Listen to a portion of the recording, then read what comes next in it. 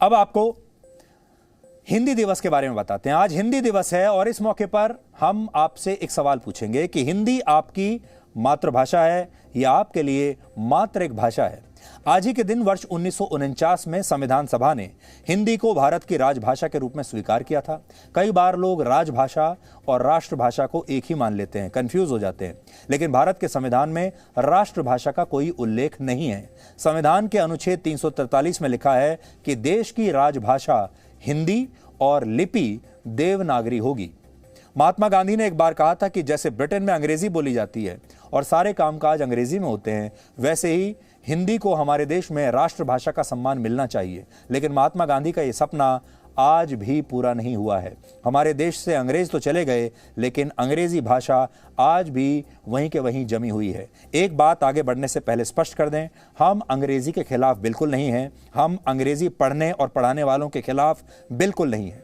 आपको जो भाषा अच्छी लगती है, आपको वो भाषा सीखनी चाहिए, पढ़नी चाहिए, और जिस भाषा से आपको रोजगार मिलता है वो भी आपको जरूर सीखनी चाहिए, लेकिन अपनी भाषा को भी नहीं भूलना चाहिए। आज सिर्फ इतना पॉइंट आपके सामने रख रहे हैं। वैसे तो हिंदी भाषा का सफर 3,500 साल पुराना है, लेकिन आज जिस हिंदी भाषा को हम लिखते बोलते हैं उसकी उम्र ज्यादा नहीं है, ये सिर्फ 120 साल की है। हिंदी एक ऐसी भाषा है जो हजारों वर्षों के बाद विकसित हुई और इसने हर दौर के मुताबिक खुद को बदला। इसलिए जो लोग समय के साथ साथ खुद को अपडेट नहीं कर पाते, वो हिंदी भाषा से काफी कुछ आज सीख सकते हैं। हिंदी को संस्कृत भाषा का आसान रूप भी कहा जाता है। सनातन धर्म में ऋग्वेद से लिखित भाषा की शुरुआत मानी जाती है और यह भाषा संस्कृत थी, और ये बात 1500 ईसा पूर्व की है। महाकाव्य रामायण और महाभारत भी 1000 ईसा पूर्व संस्कृत भाषा में ही लिखे गए थे।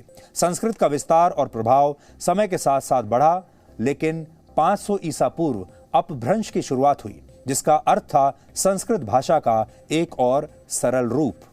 10वीं शताब्दी में हिंदी की पहली रचना खुमान रासो ने आकार लिया, जिसमें चित्तौड़ के राजा रावल खुमान की कहानी थी। इसके बाद 13वीं शताब्दी में हिंदी खड़ी बोली के पहले लोकप्रिय कवि अमीर खुसरो ने फारसी और हिंदी में कई पहेलियां और गीत लिखे। लेकिन 18वीं शताब्दी में भारतेंदु हरिश्चंद्र ने उस हिंदी भाषा की नींव रखी जो आज आप और हम लिखते हैं और बोलते हैं। इसके लिए उन्हें आधुनिक हिंदी साहित्य का पितामह भी कहा गया। वर्ष 1900 से आज की हिंदी भाषा के इस्तेमाल का चलन बढ़ा और जितने भी बड़े स्वतंत्रता आंदोलन हुए, उन्हें इसी भाषा ने अपनी आवाज दी। हिंदी भाषा की इसी सरलता और सौम्यता ने उसे बहुत सहनशील बना दिया। भारत में हिंदी भाषा को उर्दू भाषा के साथ मिला जुला कर भी बोला गया। लोगों ने अंग्रेजी के साथ भी हिंदी का एक नया वर्जन तैयार कर लिया। जैसे सुप्रभात और शुभ रात्रि की जगह लोगों ने गुड मॉर्निंग और गुड नाइट कहने की आदत डाल ली। दिनांक की जगह उर्दू के शब्द तारीख ने ले ली, और मित्र उर्दू भाषा के ही एक और शब्द यार से पिछड़ गया। आपने देखा होगा हिंदी फिल्मों में भी जो गाने लिखे जाते हैं उसमें यार या यारी का प्रयोग ज़्यादा होता है, मित्र और मित्रता का प्रयोग नहीं होता। ये हिंदी की ही सहनशीलता थी कि भारत में अंग्रेजी सरकार के खिलाफ असहयोग आंदोलन भी हुआ और खिलाफत आंदोलन भी हुआ। 15 अगस्त 1947 को जब भारत आज़ाद हुआ तो देश के पहले प्रधानमंत्री पंडित जवाहरलाल नेहरू ने अपना भाषण सिर्फ अंग्रेजी में ही दिया था, जिसे अ ट्राइस्ट विद डेस्टिनी के नाम से इतिहास के पन्नों में आज भी दर्ज किया जाता है। हिंदी में इसका अर्थ होता है नियति से साक्षात्कार।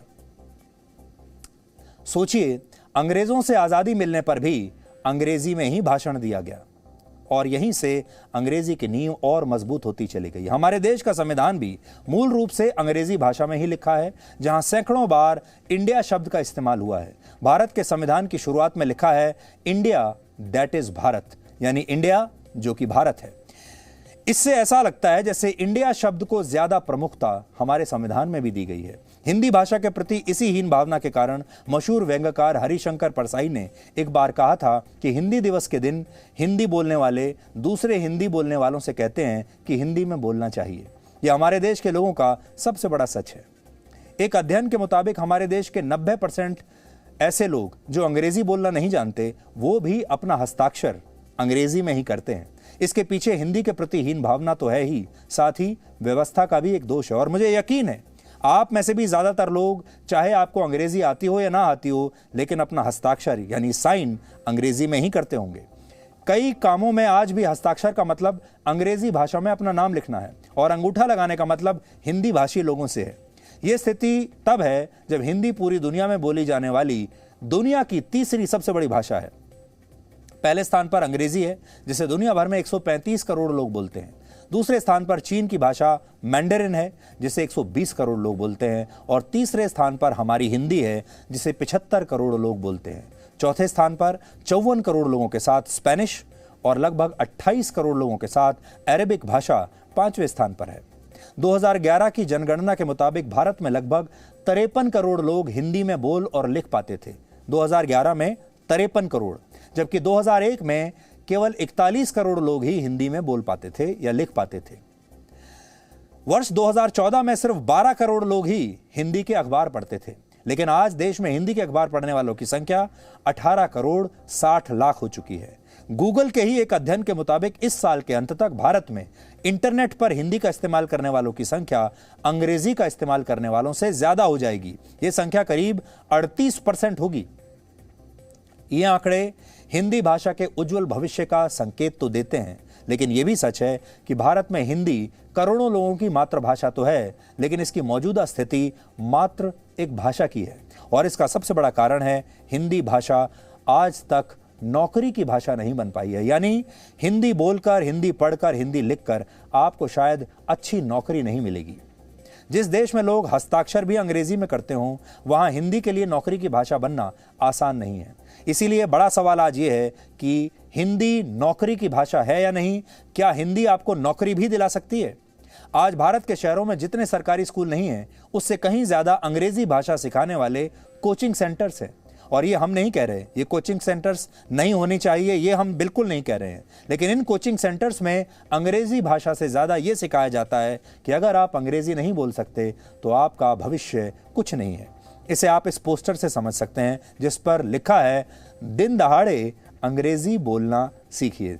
ये देखिए, ये हमारे देश की स्थिति है आज की, और कितना सचित्र वर्णन इस पोस्टर में लिखा हुआ है, दिन दहाड़े इंग्लिश बोलना सीखें।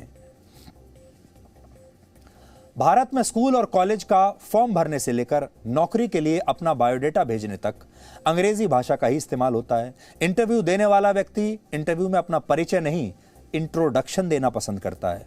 मेरा नाम ये है कहने से पहले लोग कहते हैं my name is this this this. और सच ये है कि हमारे देश के लोगों को नौकरी नहीं, जॉब्स चाहिए, वेतन नहीं, सैलरी चाहिए। और शायद इसी वजह से हिंदी भाषा को नौकरी की भाषा बनने में कई चुनौतियां दिखती हैं।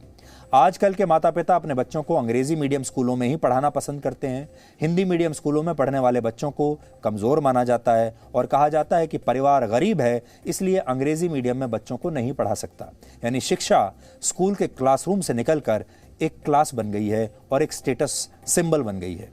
आज हमने इस पर आपके लिए एक विशेष रिपोर्ट तैयार की है, जो आपको बताएगी कि हिंदी भारत में कभी नौकरी की भाषा बन पाएगी या नहीं।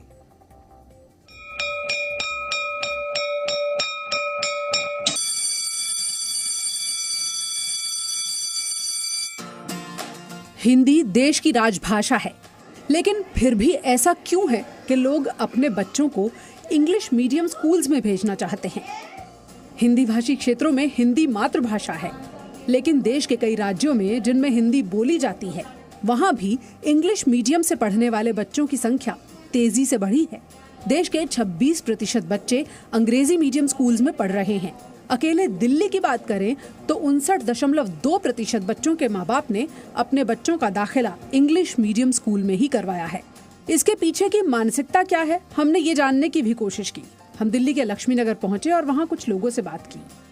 कॉमन लैंग्वेज देखा गया है पूरी दुनिया में, वो इंग्लिश है। इसलिए इंग्लिश आदमी को जब आगे बढ़ना है, बच्चों को आगे बढ़ना है, फ्यूचर बहुत वाइड है उनका, तो उनको एक कम्युनिकेशन का टूल्स चाहिए जो कॉमन इंग्लिश है, जो पूरी दुनिया में बोला जाता है। पिछले 1 साल में ही इंग्लिश मीडियम में पढ़ने वाले छात्रों की संख्या तेजी से बढ़ी है। उदाहरण के तौर पर हरियाणा में सबसे अधिक 23% की बढ़ोतरी हो गई। हरियाणा में इस वक्त 50% से ज्यादा बच्चे अंग्रेजी मीडियम स्कूल में पढ़ते हैं, जबकि हरियाणा एक हिंदी भाषी प्रदेश है। आज एक इंडस्ट्रियलिस्ट भी है, तो अगर उसको एक लोकल इंडस्ट्री सेटअप करनी है और लोकल लोगों के साथ काम करना है, तो उनसे जुड़ने के लिए सबसे पहला माध्यम क्या है? भाषा।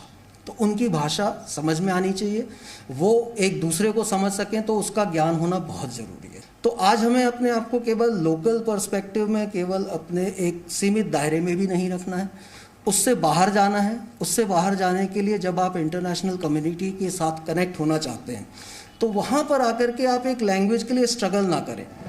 इंग्लिश मीडियम स्कूल्स में अपने बच्चों को भेजने के पीछे एक बड़ा कारण ये है कि बच्चे अंग्रेजी भाषा पर अच्छी पकड़ बना सकें और आगे चलकर समाज की उस धारणा के ढर्रे पर चलें जिसमें अंग्रेजी के जानकार को बेहतर माना जाता है। तो हमने भी इस पर एक रियलिटी चेक किया और कुछ बच्चों से बात की। What if I tell you to read this particular poem that is here in your textbook? Will you be able to do that for us? Okay. These are my 2 drops of rain waiting on the window pane. Comes from which of them is first? James has just been. So I'll correct you here. So this is begun. James has just begun to ooze. He is the one I want to lose. John is waiting to begin. Right? So these are the words that you need to pronounce a little bit more specific. And what is the meaning of ooze? Wait, water going on. If you can read this particular chapter from the very beginning. I must have been about 7 when my father left Porbandar to teachers or to my schoolmates. I would stop you here. If you can read this particular line. I could only have been a mediocre student. Okay, so this is mediocre. Do you really know the meaning of mediocre? Yeah. What is it? Middle class. Hindi दिवस पर इससे बड़ा कोई और विरोधाभास नहीं होगा कि आज बहुत सारे लोगों ने हिंदी दिवस की शुभकामनाएं देने के लिए भी शायद अंग्रेजी भाषा का प्रयोग किया होगा। लेकिन भारत में ब्रिटेन के उच्चायुक्त और जर्मनी के राजदूत ने भारत के लोगों को आज हिंदी दिवस की शुभकामनाएं दी हैं और इन्हें सुनने के बाद आप भी अंग्रेजी भाषा के बोझ से मुक्त हो जाएंगे और आपको अच्छा लगेगा कि जिन अंग्रेजों ने भारत पर 200 वर्षों तक शासन किया वो आज भारत को हिंदी भाषा में इस मौके पर शुभकामनाएं दे रहे हैं। नमस्ते। नमस्ते। नमस्ते। आज हिंदी दिवस है। मैं अपने घर में अपने गुरु के साथ है, प्रोफेसर श्रीश जसवाल। प्रोफेसर श्रीश मेरे हिंदी के गुरु हैं और प्रोफेसर श्रीश मेरे बहुत सहयोगी के भी गुरु है। धन्यवाद गुरुजी। आज यूके भारत के सहयोग के बारे में 5 शब्द बोलेंगे। कौन से शब्द हैं एलेक्स, बताइए। एक, दोस्ती। 2, साझेदारी। बहुत अच्छा। साझेदारी। 3, सहयोग। 4, जीवंत संबंध। बहुत अच्छा, जीवंत संबंध। 5, पर्यावरण। पर्यावरण बहुत महत्वपूर्ण है भारत के लिए, यूके के लिए और पूरे विश्व के लिए। धन्यवाद। धन्यवाद। और शुभ प्रभात। आज हिंदी दिवस है। हिंदी एक बहुत अद्भुत और सुंदर भाषा है। मुझे ये बहुत पसंद आया। मेरी हिंदी अभी बहुत अच्छी नहीं है, लेकिन मैं हिंदी सीख रहा हूँ और मेरे पास एक बहुत अच्छा शिक्षक भी है, इसलिए मुझे उम्मीद है कि एक दिन मेरी हिंदी बहुत अच्छी होगी। मैं आपको हिंदी दिवस की दिल से शुभकामनाएं देता हूँ। अक्सर आपने देखा होगा कि जब हम कई बार बड़े बड़े अंतर्राष्ट्रीय मंचों पर जाते हैं, खास तौर पर जब हमारे खिलाड़ी अंतर्राष्ट्रीय मंचों पर जाते हैं तो उनसे अंग्रेजी में ही सवाल पूछे जाते हैं और बहुत सारे खिलाड़ियों को अंग्रेजी नहीं आती और उन्हें बड़ी परेशानी होती है और वो दबाव में आ जाते हैं, फिर टूटी फूटी अंग्रेजी बोलते हैं क्योंकि इसी में लोग अपनी शान भी समझना चाहते हैं। लेकिन अब चीजें बदल रही हैं। आज टोक्यो ओलंपिक्स में गोल्ड मेडल जीतने वाले नीरज चोपड़ा का 3 साल पुराना एक वीडियो मैं आपको दिखाना चाहता हूं, जिसके लिए आज हम उनकी बहुत प्रशंसा करना चाहते हैं। इस वीडियो में वो एक पत्रकार को हिंदी में सवाल पूछने के लिए कह रहे हैं। वैसे तो इसमें कुछ भी असाधारण नहीं है, लेकिन जो बात समझने की है वो ये कि हमारे देश में बहुत सारे लोग ऐसा करने की भी हिम्मत नहीं कर पाते। हमारे देश में बहुत सारे लोग कभी ये नहीं कहना चाहते कि वो हिंदी में सवाल सुनना चाहेंगे और हिंदी में ही सवाल देना भी चाहेंगे। यहाँ तक कि आपने ये भी देखा होगा कि हिंदी फिल्मों के हमारे जो बड़े बड़े नायक और नायिकाएं हैं, जिनके लिए आप पैसा खर्च करके थिएटर में जाते हैं जिनकी फिल्में देखने के लिए, ये सारे लोग इतने बड़े नायक नायिकाएं, इतने बड़े सेलिब्रिटीज़ हिंदी की वजह से बनते हैं, क्योंकि ये हिंदी फिल्मों में काम करते हैं, डायलॉग्स हिंदी में बोलते हैं। लेकिन फिल्मों में काम करने के बाद जब ये इंटरव्यूज़ देते हैं मीडिया में, तो ये अंग्रेज़ी में बात करते हैं। उस हिंदी फिल्म का प्रचार करने के लिए जब बाहर जाते हैं तो मीडिया में इंटरव्यू के दौरान भी अंग्रेजी में ही बात करते हैं। Hello, bhai. Yeah, I would like to ask you a question that at times you would get frustrated because of that. भाई हेलो, हिंदी आती है आपको? अच्छा जी सर। हिंदी में पूछ लो यार। हेलो भाई। Yeah, I would like to ask you a question that at times you would get frustrated because of that. भाई हेलो, हिंदी आती है आपको? अच्छा जी सर। हिंदी में पूछ लो यार। तो नीरज चोपड़ा का ये जो एटीट्यूड है, ये इससे पहले भारत के खिलाड़ियों में नहीं आया था। भारत के खिलाड़ी जब इससे पहले कभी, चाहे वो क्रिकेट के खिलाड़ी हों या दूसरे खिलाड़ी हों, जब भी वो ऐसे मंच पर जाया करते थे और जो इंटरव्यू लेने वाला व्यक्ति होता था वो अंग्रेजी में बात करता था, तो बड़े दबाव में आ जाते थे और वो ये कहने की हिम्मत नहीं कर पाते थे कि मैं हिंदी में बात करूंगा। इसलिए पूरी कोशिश करते थे दबाव में आकर, पूरा प्रेशर झेल कर, कि अंग्रेजी में ही बात करें, और फिर उस भाषा में जो कि उनकी मातृभाषा है नहीं, उसमें वो अपनी बात भी ठीक से न कह पाते थे, न बोल पाते थे। लेकिन अब के जो हमारे खिलाड़ी आ रहे हैं, नीरज चोपड़ा जैसे, वो सीधे सीधे बोलते हैं कि वो हिंदी में बात करेंगे और इसमें कोई शर्माने वाली बात नहीं है। हम चाहते हैं कि आप सब के अंदर भी ये एटीट्यूड होना चाहिए।